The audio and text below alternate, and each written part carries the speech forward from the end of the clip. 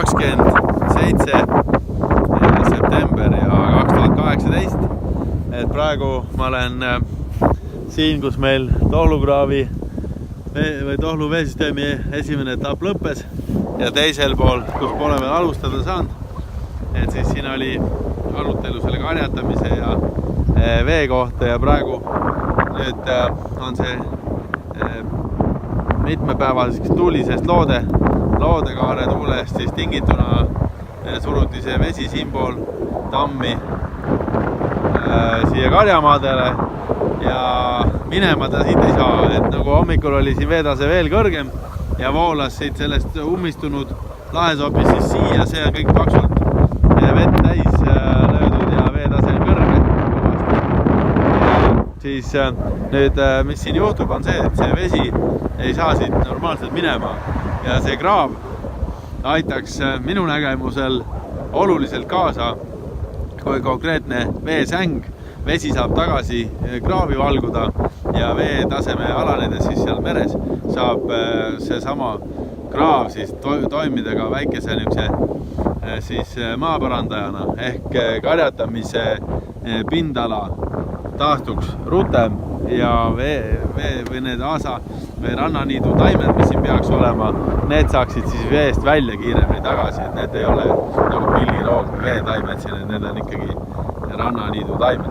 Nii et praegune olukord on minu jaoks küll tõestamaks seda, et see kraav siin olles või taastatud kujul aitaks siis täiesti kenasti seda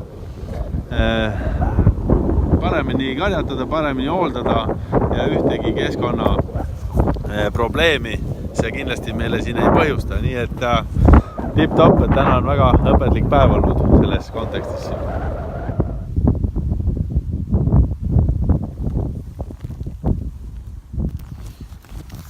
Terekast olen 30. septembril 2018 siis Orissaare tammi osa peal, mis on kõigile teada, siit saab Orissaarde.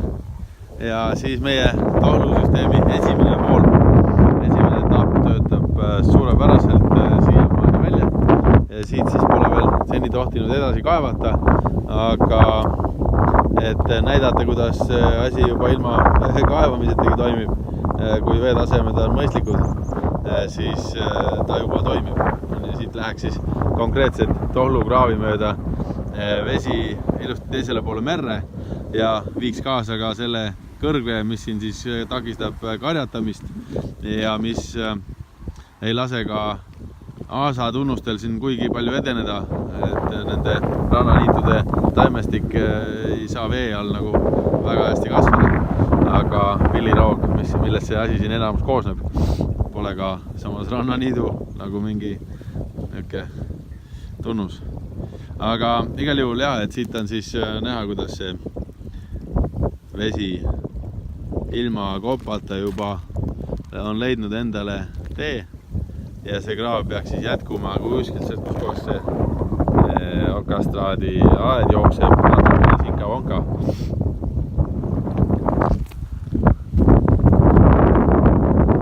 Ja siis kõik toimib, Tohlu saaks toimida. Andke palun ainult luba, saame edasi teha.